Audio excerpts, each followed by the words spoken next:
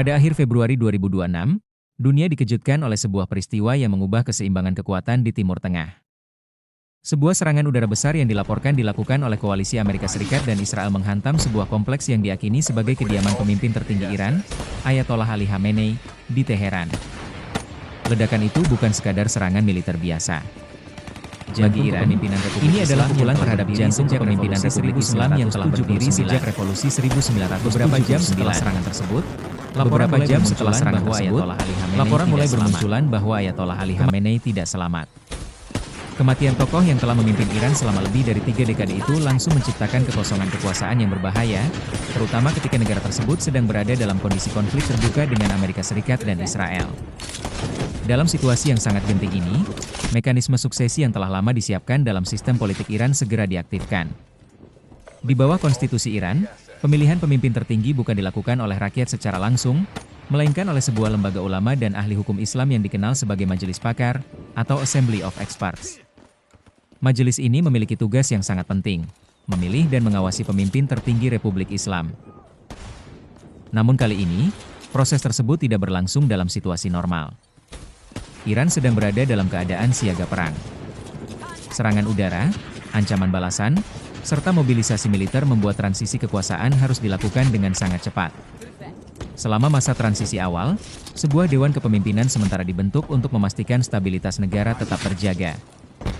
Dewan ini terdiri dari 3 figur penting dalam struktur negara Iran. Presiden Iran saat itu, Masoud Pezeshkian. Kemudian Kepala Kehakiman Gholam Hossein Mohseniejei.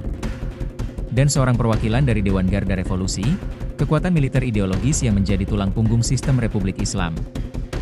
Dewan ini bertugas menjaga stabilitas pemerintahan, memastikan militer tetap berada dalam komando yang jelas, serta menunggu keputusan resmi dari Majelis Pakar mengenai siapa yang akan menggantikan posisi tertinggi di negara tersebut.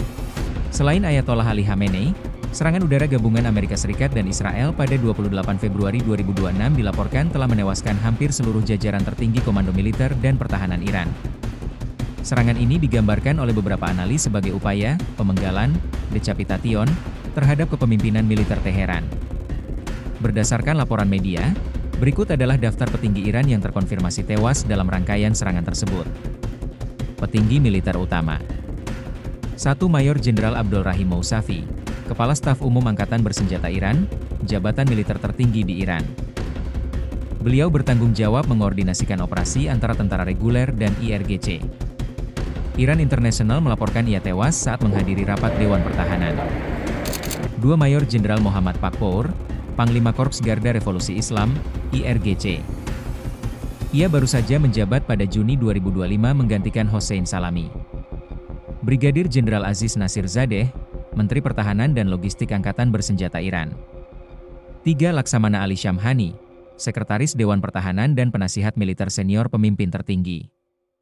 Pejabat senior lainnya: 1. Brigadir Jenderal Muhammad Shirazi, Kepala Kantor Militer Pemimpin Tertinggi, yang telah mendampingi Khamenei sejak 1989. 2. Brigadir Jenderal Gholam Reza Rezaian, Komandan Organisasi Intelijen Kepolisian Republik Islam Iran.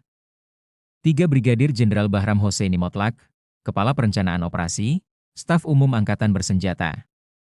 4. Saleh Asadi, Kepala Direktorat Intelijen di Markas Pusat Hatam Al-Anbiya. 5. Muhammad Basri, Pejabat Senior Kementerian Intelijen.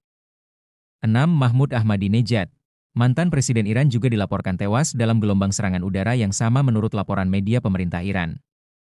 Sedangkan Mojtaba Khamenei, putra dari Ali Khamenei yang disebut-sebut sebagai calon penerus kuat, dilaporkan terluka dalam serangan tersebut namun dalam kondisi aman dan kini memegang peran penting dalam masa transisi. Hingga pertengahan Maret 2026, Iran masih berada dalam masa berkabung nasional selama 40 hari sementara Dewan Pakar tengah merumuskan struktur kepemimpinan permanen yang baru di tengah situasi perang yang masih berlangsung. Tidak lama kemudian, keputusan besar pun diumumkan. Majelis Pakar memilih Mojtaba Khamenei, putra dari Ayatollah Ali Khamenei, sebagai pemimpin tertinggi Iran yang baru. Keputusan ini langsung menjadi berita besar di seluruh dunia. Mojtaba Khamenei bukanlah sosok yang benar-benar asing dalam politik Iran.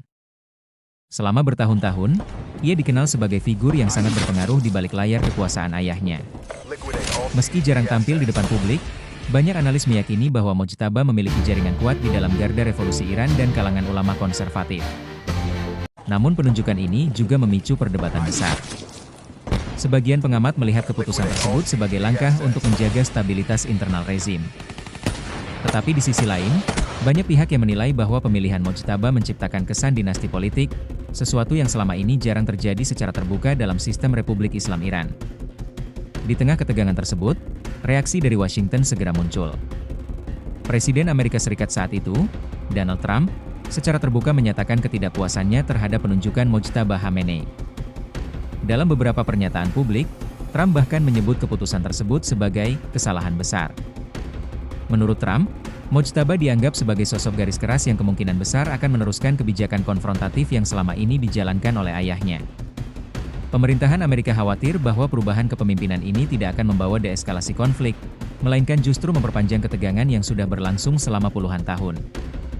Dalam sebuah wawancara, Trump memperingatkan bahwa jika Iran tetap memilih pemimpin yang mengikuti garis kebijakan lama, maka Amerika Serikat bisa saja kembali terlibat dalam konflik militer yang lebih besar di Timur Tengah dalam beberapa tahun ke depan. Ia bahkan memperkirakan kemungkinan perang baru dalam waktu 5 tahun jika ketegangan terus meningkat. Trump juga menyampaikan pandangan yang cukup kontroversial mengenai suksesi di Iran. Ia menyatakan bahwa siapapun yang menjadi pemimpin baru Iran seharusnya mampu bekerja menuju stabilitas global dan tidak melanjutkan kebijakan yang bertentangan dengan kepentingan Amerika Serikat. Pernyataan ini memicu perdebatan luas di kalangan pengamat internasional, karena banyak pihak menilai bahwa Washington tampak ingin mempengaruhi arah kepemimpinan sebuah negara berdaulat. Selain soal kepemimpinan, Amerika Serikat juga kembali menegaskan tuntutan lama terhadap Iran. Di antaranya adalah pembubaran total program nuklir Iran, serta penghentian dukungan terhadap berbagai kelompok militan yang dianggap sebagai proksi Iran di kawasan Timur Tengah. Namun bagi pemerintah Iran, tuntutan tersebut selama ini dianggap sebagai bentuk tekanan politik yang tidak dapat diterima. Sementara perdebatan diplomatik berlangsung, situasi militer di kawasan juga semakin memanas. Iran tidak tinggal diam setelah kematian pemimpin tertingginya. Beberapa laporan menyebutkan bahwa Iran melancarkan serangan balasan terhadap posisi militer Amerika Serikat dan Israel di kawasan. Serangan-serangan ini meningkatkan kekhawatiran akan eskalasi konflik yang lebih luas di Timur Tengah. Banyak analis memperingatkan bahwa transisi kekuasaan yang terjadi di Iran bukan hanya soal pergantian pemimpin. Ini adalah momen yang dapat menentukan arah politik dan militer kawasan dalam beberapa tahun ke depan.